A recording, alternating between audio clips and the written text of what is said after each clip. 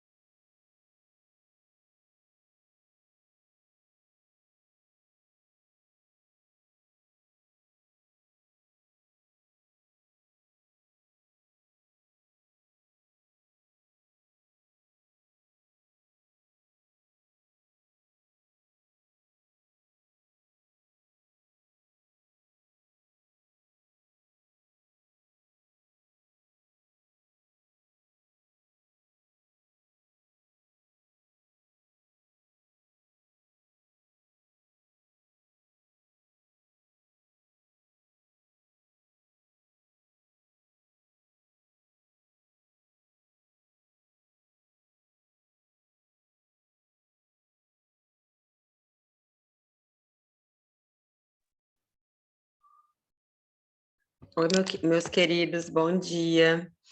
Hoje a nossa aula é bem pequenininha, é a menor aula do período, tá?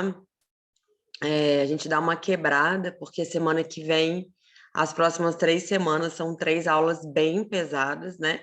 Uma de neurooftalmologia, que é uma aula difícil, pesada, né? Com muitos termos é, diferentes, e a gente precisa raciocinar muito na neurooftalmo, né? Uma aula grande. E as aulas de trauma, emergência e olho vermelho, né? Que são aulas super importantes para vocês, principalmente quem vai começar, quem vai fazer pronto-socorro, né? Então, a próxima aula é de neuro e as outras 2 últimas aulas são aulas extremamente importantes para o dia a dia médico de vocês, tá? Então, a gente vai dar um respiro. E por acaso, hoje também não estou me sentindo bem. Tomei a vacina da Pfizer ontem, a terceira dose. Tive muita reação, tive muita febre à noite, calafrio, dor no corpo, dor de cabeça, fotofobia. Eu tô assim, passei até um batonzinho para dar uma melhorada no rosto, porque realmente a terceira dose, eu tomei as 2 da AstraZeneca, não tive nada. Eu tô com esse braço aqui que eu não consigo levantar. Tive bastante efeito da vacina que eu tomei ontem. Então, eu tô meio groguinha aqui, meio abatida. Vocês não ligam, não. Qualquer coisa podem me chamar aqui e tirar a dúvida de vocês, tá bom? Mas eu vou tentar fazer o melhor possível para passar essa aula para vocês da melhor forma. E ainda à tarde eu tenho que dirigir até Vassouras para dar aula prática para o internato, né? Então a Novalgina aqui, 1 grama, está me ajudando bastante. Vamos lá, então. Essa aula é uma aula também importante, por quê? Porque as drogas que nós utilizamos no nosso olho, elas também têm efeito colateral, né? Tanto para o olho quanto para o nosso corpo, para o nosso organismo, né? Então, tudo que a gente administra tendo vasos sanguíneos, porque a córnea ela é avascular, Mas o fundo de saco conjuntival, onde administramos colírios, ele é ricamente vascularizado. Então, o fundo de saco conjuntival, ele carrega a droga para o nosso corpo, também causando efeitos colaterais. Então, essa história de usar colírio, pinga um colírio para melhorar, né, sem receita médica ali no balconista da farmácia, é um problema muito sério, que a utilização crônica e prolongada, né, e sem administração de posologia correta, você pode causar grandes efeitos colaterais no seu sistema, no seu corpo, né, efeitos sistêmicos e também efeitos localizados no próprio olho, tá? Então, é uma aula importante para a gente saber. Então, como é que é esse efeito sistêmico quando você administra um colírio, né?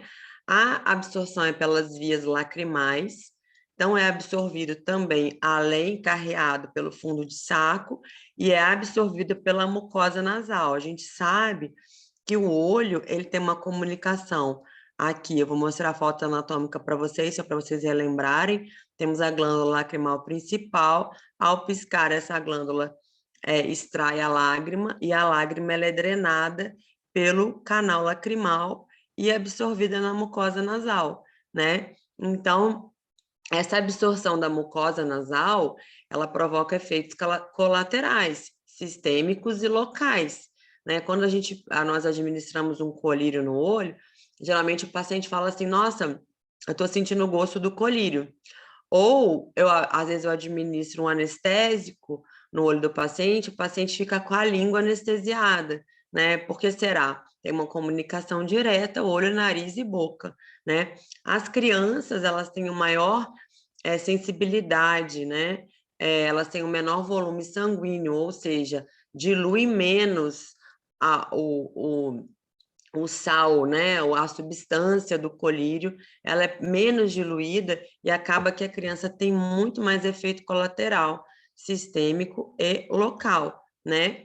E toda vez que nós quisermos administrar uma medicação, principalmente para pacientes de glaucoma, né? Pacientes que têm glaucoma, que precisam daquele efeito importante da medicação, quando quisermos uma absorção mais importante, temos que ocluir o saco lacrimal por alguns segundos, tá? Para essa medicação ser melhor absorvida nos vasos da conjuntiva tarsal e na mucosa nasal, tá? Então, aqui, para vocês terem uma ideia do que eu falei para vocês, né? A glândula lacrimal principal, a pessoa pisca, libera a lágrima vem, vai pelo canal lacrimal, ducto nasolacrimal, saco lacrimal. A absorção ocorre na maior parte das vezes, a maior absorção da medicação é nessa região, no saco lacrimal, tá? E aí? Então, quando você quer, né? Geralmente os pacientes com glaucoma estão alterando pressão, mesmo com uso de colírios. Eu sempre oriento antes da troca essa manipulação do canal. Então, administrou o colírio, né? O paciente fecha o olhinho e você segura o canal lacrimal para aquele colírio não ser instilado de forma incorreta, né? Você segura o canal lacrimal e ele vai ter uma absorção maior. Muitas vezes a pressão controla quando o colírio é bem administrado. Então, imagina um paciente com glaucoma que usa 4 medicações no olho, que já tem uma baixa de visão, que geralmente é idoso, ele pinga o colírio sozinho. Eu acredito que a maioria de vocês tem muita dificuldade de pingar colírio, né? Então, imagina, ele já não enxerga, ele vai tentar pingar o colírio, ele pinga no nariz, ele pinga na boca, ele pinga na bochecha. Um colírio que custa R$ 100 cada um, né? Então, as gotas são administradas uma gota por mês, né? Ele perde gota, então, às vezes, ele quer economizar o colírio, porque ele sabe que ele tem que gastar R$ 100 de novo com um colírio, ele usa 4 de 100, ou seja, ele gasta mais ou menos 300 e poucos reais de colírio por mês, né, para glaucoma, e ele sabe que se ele não usar, ele pode ficar cego. Então, olha o estresse desses pacientes, né, na administração desses colírios. Então, eu sempre, quando vou iniciar uma medicação para um paciente de uso prolongado, para glaucoma, eu sempre começo, quando eu inicio a medicação, a gente tem uma aulinha de como usar o colírio, né? Então, tem uma explicação, a gente faz uma explicação, dou um colírio lubrificante para o paciente administrar nele mesmo, para ver se ele sabe utilizar a droga, porque senão ele vai desperdiçar, vai perder colírio e não vai ter o efeito necessário que a gente precisa para controlarem as doenças oftalmológicas, né? E aí, os colírios têm efeitos sistêmicos, né? Quando eu administro um colírio no meu olho, eu posso ter algum efeito sistêmico desse colírio, né? Será que eu posso?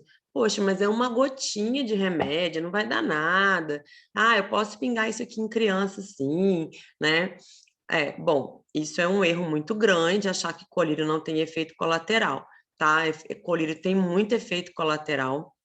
Eu já vi paciente chegar no consultório com uma broncoconstrição importante, tá? Dona Sebastiana, uma paciente que tinha DPOC, bronquite, ela utilizava beta-bloqueador colírio, utilizava maleato de timolol para controlar a pressão do olho. Ela vivia com falta de ar, fazia tratamento no pneumologista e não falava para ele que utilizava medicação, né? E aí um dia ela chegou com muita falta de ar no consultório. Aí a gente perguntou, né, dona Sebastiana, a senhora usa timolol? Ah, eu uso essa medicação aqui, não é timolol, não. É o Duotravaton. Duotravaton é timolol com prostaglandina. É uma medicação dupla, né? Então, nós suspendemos o beta-bloqueador dela e deixamos ela só com a prostaglandina e um alfa-agonista. Ou seja, a paciente fazia broncoconstrição, tá? O beta-bloqueador, broncoconstrição, bradicardia. Então, beta-bloqueador, eles estão dentro da oftalmologia localizados nos maleatos de timolol, que diminuem a produção do humor aquoso, né? E aí diminui a pressão intraocular. Os alfa-agonistas, que são os tartaratos de brimonidina, 0,2%, né? O paciente pode ter sonolência, insuficiência renal e cerebral. Insuficiência renal e cerebral é extremamente raro, eu nunca vi, tá? A não ser que o paciente já tenha alguma lesão renal, né, que usa a medicação de uma forma inadequada. A utilização do alfa-agonista tartarato de brimonidina 0,2% ou 0,1% é de 12 em 12 horas, né? Mas tem paciente que adora ficar pingando qualquer colírio que ele encontra, né? Então, se ele administrar várias vezes ao dia, né, o uso incorreto da medicação, ele pode fazer alguma lesão renal. Mas o que a gente observa, de maneira geral, mesmo com a posologia correta, é a sonolência, né? Então, eu já vi muita criança com glaucoma infantil usando tartarato de brimonidina, tendo baixo efeito no aprendizado na escola, né? Chega na escola, dorme, fica sonolento. Então, é totalmente proscrito em criança alfagonista, né? Se você prescreve alfagonista para criança, você vai ter uma criança sonolenta durante o dia todo, tá? A criança fica com muito mal-estar, fadiga, isso atrapalha o desenvolvimento da criança na escola. Pacientes muito idosos também evitar passar o tartarato de brimonidina pelo mesmo motivo. Os agonistas colinérgicos, né, principalmente a pilocarpina, que é uma medicação que faz uma miose, né? A gente utiliza a pilocarpina em glaucoma de ângulo estreito ou para fazer pré-procedimentos de laser, né? Em glaucoma de ângulo estreito, tá? Nesses momentos, é uma utilização, são 2 gotinhas, não tem quase nenhum efeito colateral, né? Mas pacientes que precisam usar pilocarpina de uso prolongado podem fazer gastrite e até broncoconstrição, é menos comum, mas gastrite é o que a gente observa, o paciente faz dor de estômago, estou com dor no estômago, estou tendo refluxo, geralmente a pilocarpina está muito associada a sintomas gástricos, tá? Principalmente gástricos. Então, de repente, se for imprescindível, a gente mantém a pilocarpina e eu faço um bloqueador, né? Eu uso o pantoprazol 40 miligramas geralmente, tá? Se o paciente tem muito incômodo, a gente suspende a medicação, né? Então, lembrando sempre dos efeitos colaterais. As prostaglandinas, né? Que são medicações que diminuem a pressão intraocular, aumentando a drenagem do humor aquoso pela via alternativa, que é a via úveo-escleral, né? As prostaglandinas são medicações pró-inflamatórias, elas inflamam o olho, fazem vasodilatação para diminuir a pressão, né? São primeira escolha para o tratamento de glaucoma, são as medicações mais eficientes, né? Elas são compostas de 5 grupos, que é a travoprosta, latanoprosta, bimatoprosta e a safloprosta, né? 4 grupos, tá? Desculpa, falei 5. 4 grupos de medicação, que são as prostaglandinas, né? E a prostaglandina, ela está completamente indicada para gestante. A única medicação para glaucoma que nós indicamos, que é classe B para gestante, é o alfa-agonista, tá? É o tartarato de brimonidina, é o que a gente pode abrir mão na gestação para usar. Paciente que tem glaucoma, que pretende engravidar, temos que fazer todo um trabalho precoce de laser, deixar o olho preparado para aquela gestação, porque a maioria das medicações tem contraindicação absoluta, e a prostaglandina acelera o trabalho de parto, tá? O ciclopentolato, filinefrina, atropina, são medicações que nós utilizamos, dilatadores, muitas vezes precisamos usar atropina para tratamento de uveíte, para não fazer aderência do cristalino com a íris, né? Mas podem causar, principalmente pacientes idosos, alucinações, taquicardia e euforia. Eu tenho um paciente idoso que fez uma uveíte, que usava atropina, e ele começou a alucinar. A filha foi desesperada, achou que ele estivesse tendo um AVC, levou para o hospital e ele estava. E aí ele deu uma melhorada, uma controlada. Ela fez a revisão comigo. Nossa, fui parar no hospital com meu pai. Ele estava tendo alucinação, vendo o bicho em casa. Nossa, é atropina. Vamos tirar a atropina e mudar para um outro dilatador. E o paciente melhorou as alucinações, tá? Os vasoconstritores, né? Todo mundo adora ir humor a Brasil, utilizar essas medicações que são vasoconstritoras, né? Para olho muito vermelho, aí vai na farmácia e passa essas medicações com vasoconstritor. Igual vasoconstritor nasal para desentupir o nariz, né? Então, o paciente pode fazer hiperemia de face, rubor facial, né? Fazer uma arritmia cardíaca, tá? Então, muito cuidado com o excesso de medicações para clarear o olho, medicações que clareiam o olho, né? Muito cuidado, porque podem ter muitos efeitos sistêmicos, né? E os corticoides, quando a gente usa corticoide colírio, todo mundo sabe, né, da síndrome de Addison, quando você tira o corticoide rapidamente, né? Quando você faz a retirada do corticoide abruptamente, faz uma sobrecarga da suprarrenal, o paciente fica grave, tem vários efeitos sistêmicos. E o colírio, eu preciso regredir? Sim. Colírio mais de 20 dias de corticoide precisa fazer regressão lenta. Não pode retirar colírio de corticoide abruptamente, igual medicação oral, igual medicação venosa. Corticoide oral venoso e tópico, com o colírio com mais de 20 dias de utilização, cuidado, retirar lentamente, não retirar abruptamente, tá? E as medicações sistêmicas, né? Quando a gente utiliza a medicação, né, pela via sistêmica, né? E o olho, o que o olho sofre, né? Então, o nosso campeão, né? Campeão aí do ambulatório de oftalmo, né? Corticoide. Então, o paciente que utiliza corticoide de forma sistêmica, né? Com doses altas por muito tempo, principalmente os pacientes reumatológicos, né? Os pacientes que fazem tratamento reumatológicos que precisam de imunossupressão. O corticoide, ele induz, em muitos casos, catarata e glaucoma, né? Então, muito cuidado com esses corticoides sistêmicos. Tá muito relacionado também ao corticoide tópico, né? Corticoide, você pingar o colírio local, né?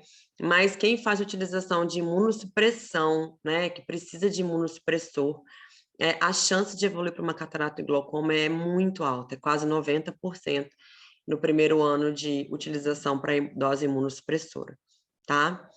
A cloroquina, né, tá em grande destaque aí nos últimos tempos, principalmente a hidroxicloroquina, né? O prefixo hidroxi diminui muitos efeitos colaterais sistêmicos, tá? A cloroquina geralmente é utilizada para tratar doenças reumatológicas e colagenoses.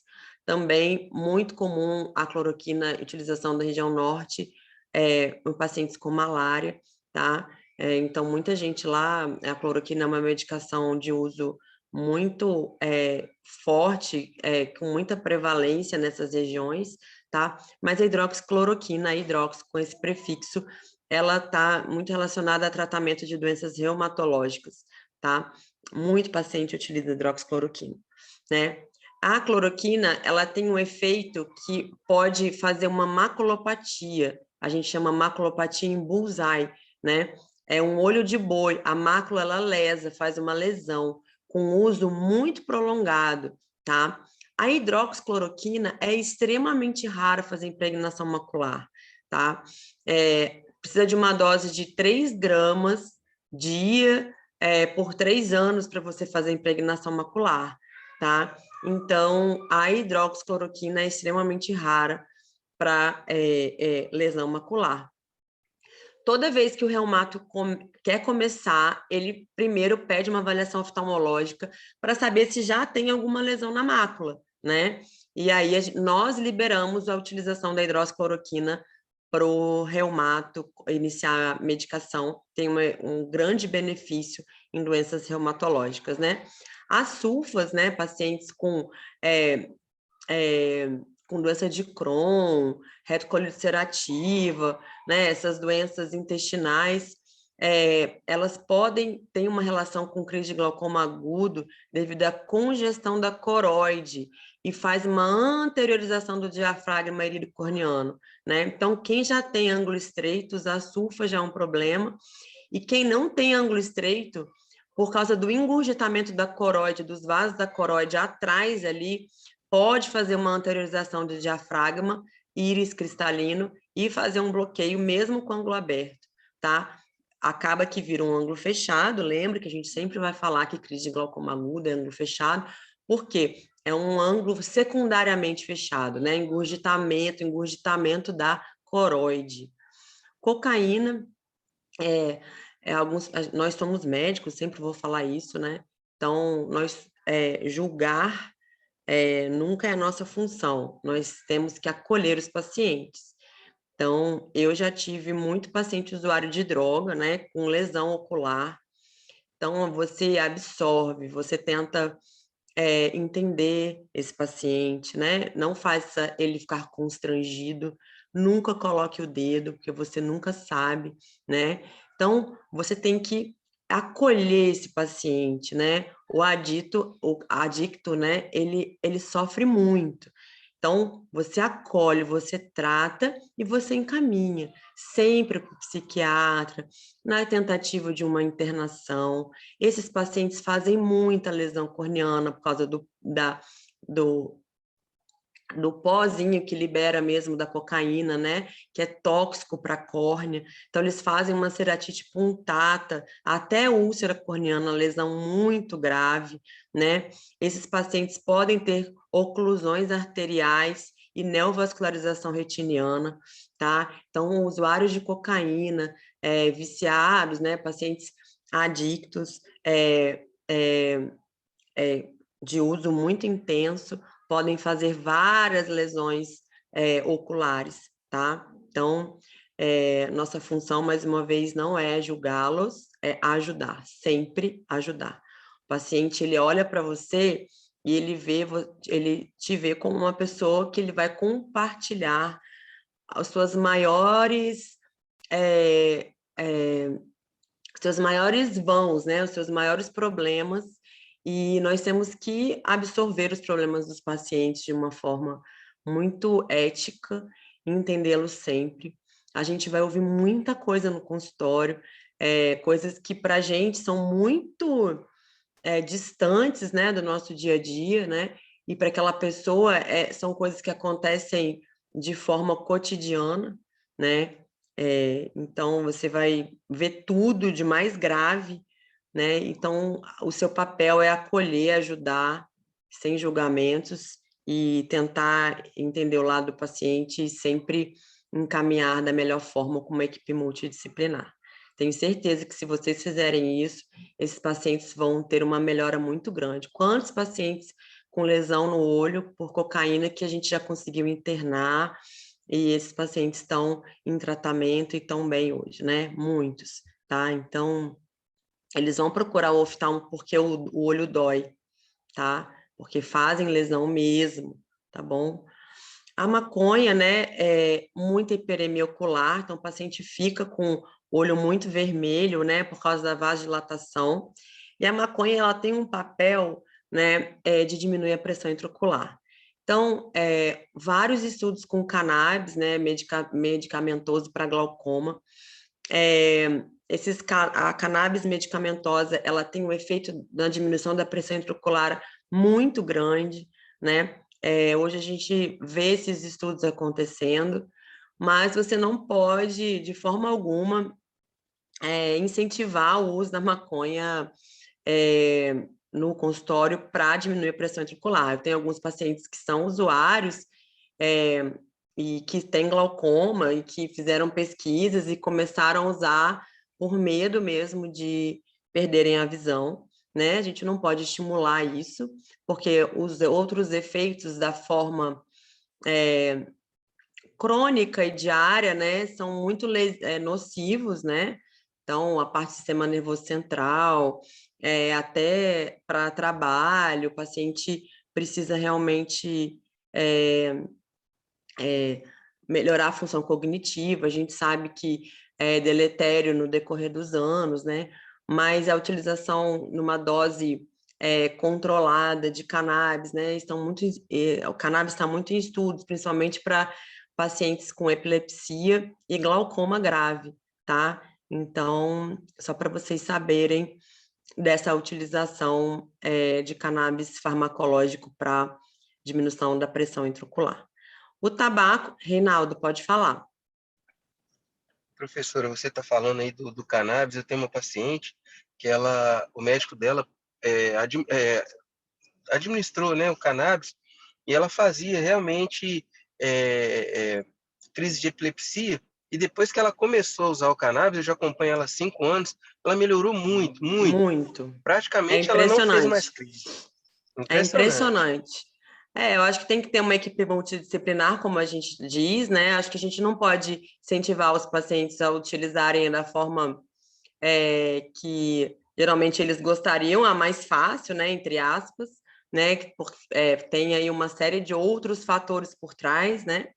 Não sou eu aqui que vou dizer, mas o cannabis farmacológico, a utilização medicinal mesmo, né? Está avançando muito no Brasil.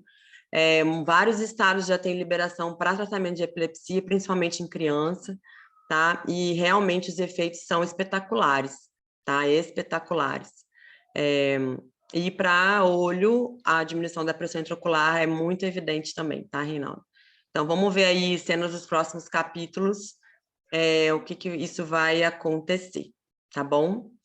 O tabaco, né, o tabagista, aumenta muito o risco de catarata e degeneração macular relacionada à idade e à neuropatia óptica, né? A síndrome tabaco-álcool, ela faz uma neurite óptica importante, com baixa divisão, inflamação do nervo óptico. Então, paciente alcoólatra tabagista faz muita síndrome tabaco-álcool, muita lesão de nervo óptico, tá?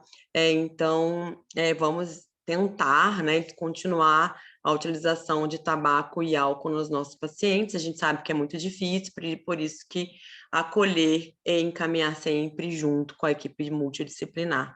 Paciente alcoólatra, né? uso crônico, hipovitaminose de vitamina A, né? O paciente não enxerga bem à noite, faz olho muito seco, além da neurite junto com o tabaco. Geralmente o paciente que bebe fuma, então ele vai ter vários fatores de risco para várias áreas do olho de lesão grave, tá? As anfetaminas hoje está muito em moda, né? Essas medicações para hiperatividade, déficit de atenção e hiperatividade, e a base de anfetamina, Venvance, Ritalina, Concerta, né? Essas crianças estão encharcadas de análogos de anfetamina, né?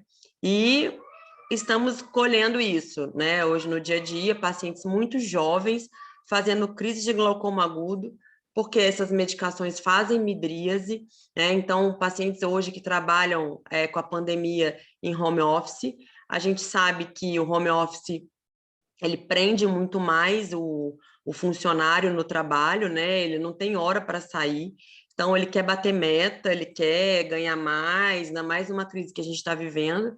E aí a droga do momento são essas medicações análogas de anfetamina que fazem o paciente ficar muito tempo no trabalho sem cansar, né?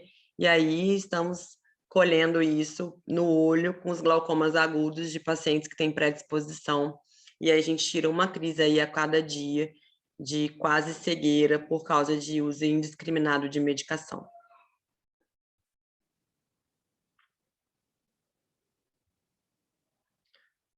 Tem algumas medicações, que é a vigabatrina, que é um anticonvulsivante, que pode causar neuropatia óptica, o tratamento para disfunção erétil, né? Essas medicações todas, geralmente a gente chega no consultório, pacientes que falam, doutor, eu faço tratamento para disfunção erétil, e aí esses pacientes falam que estão fazendo borramento visual,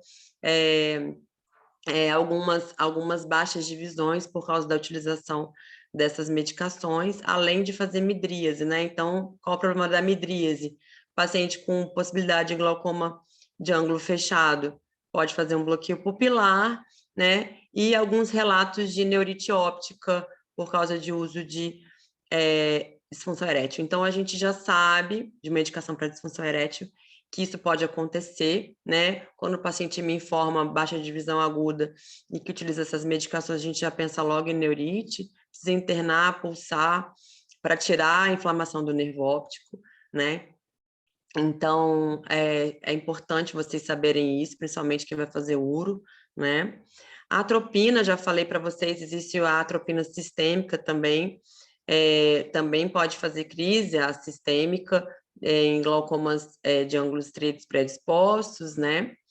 Os agonistas colinérgicos também, que para tratar insuficiência vesical, quem tem problema na disfunção de urina, né? Quem perde urina, então pode fazer crise glaucoma agudo também, se tiver predisposição. O tamoxifeno, que é utilizado para câncer de mama, o paciente que faz tratamento para câncer de mama geralmente usa tamoxifeno de uso prolongado, né? Tomar muito cuidado com uma retinopatia, que a gente fala que é retinopatia cristalínica. Então, todos esses pacientes precisam fazer acompanhamento no oftalmologista.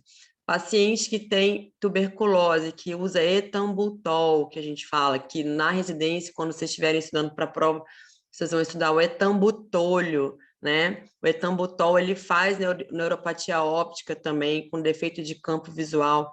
Cuidado com o etambutol, tá? Tetraciclina, que é um antibiótico que a gente usa muito dentro da oftalmologia, porque melhora muito o sintoma de olho seco, mas ele pode, em doses muito altas, muito continuamente utilizados, fazer a síndrome do pseudotumor cerebral, que é uma hipertensão intracraniana. A gente vai ver isso na aula de neurooftalmologia, né? E algumas outras alterações, mas é muito raro. Nós utilizamos muito tetraciclina oral para quem tem blefarite crônica, dentro da oftalmologia, usa 14 dias de tetraciclina. Então, paciente muito idoso ou mulheres obesas, tomar muito cuidado para prescrever tetraciclina, porque tem muita relação com hipertensão intracraniana e síndrome do pseudotumor cerebral, tá? A amiodarona né? Que é uma medicação é um antiarrítmico. Muitas vezes eu vou examinar paciente na lâmpada de fenda, usa amiodarona, como é que você sabe? Faz uma córnea, que é uma córnea verticillata. A córnea verticillata são os pigmentos na córnea, né? Não causam baixa de visão, é só um depósito sem repercussão da acuidade visual, né? Os contraceptivos orais também podem fazer síndrome do pseudotumor cerebral, principalmente em mulheres obesas que usam anticoncepcional, tá? Então, é muito raro. Eu já tive paciente que fez pseudotumor cerebral, é uma hipertensão intracraniana, você interna, trata e o paciente fica muito bem, obrigado, tá? Não é nada grave, mas essas mulheres têm maior índice de fazer síndrome do pseudotumor cerebral, tá? Algumas medicações para afecções psiquiátricas, principalmente a clorpromazina, podem fazer alterações pigmentares na retina. Ou seja, todas as medicações que vocês prescreverem para os pacientes de vocês, que fizerem uso muito contínuo e prolongado, encaminhar sempre ao oftalmologista para avaliarmos lesões precoces, né? Aqui um cristalino bem opacificado com depósito de corticoide, né? Uma catarata induzida por corticoide. Aqui a córnea verticillata, que eu falei para vocês, dos pacientes que utilizam a amiodarona de uso prolongado, né? Eles fazem esse depósito na córnea, tá? Aqui também, ó, alteração córnea verticillata. Aqui, a maculopatia por cloroquina, que é muito mais comum do que com a hidroxicloroquina. Hoje, raramente utilizamos cloroquina só para tratamento de pacientes com malária.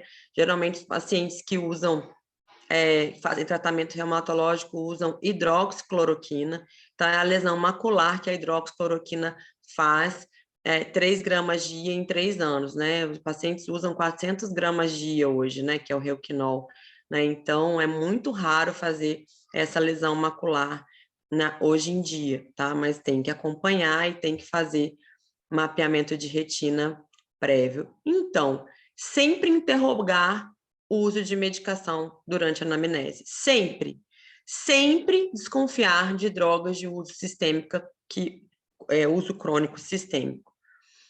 Sempre encaminhar ao oftalmo antes dos sintomas, porque depois é mais difícil. Se faz impregnação, é difícil de tirar, de acompanhar, né? Fez a neurite, é preciso internar, pode ter baixa de visão, né? Então, sempre equipe multidisciplinar, clínico, mais as outras milhares de especialidades e o oftalmo junto para determinarmos precocemente as lesões que essas medicações podem ser feitas, tá bom? É isso que eu queria dizer para vocês, tá? Obrigada pela atenção de todos, né? Se tiverem alguma dúvida, estou à disposição. Podem me perguntar, tá bom?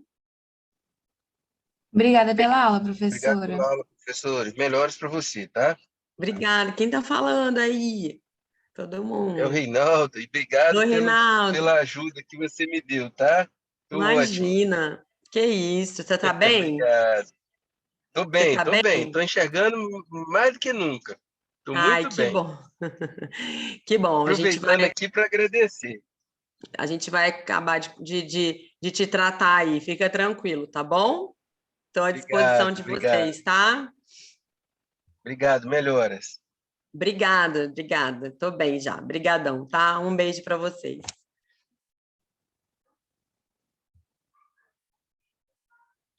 Amanda, obrigada. Bárbara, obrigada, queridos. Estou bem.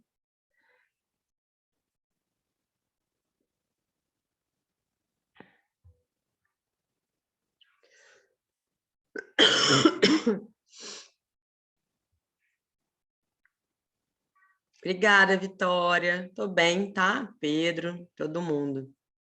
Hoje a aula era curta mesmo. Mas agora dando aula para vocês, eu dei uma boa melhorada, graças a Deus.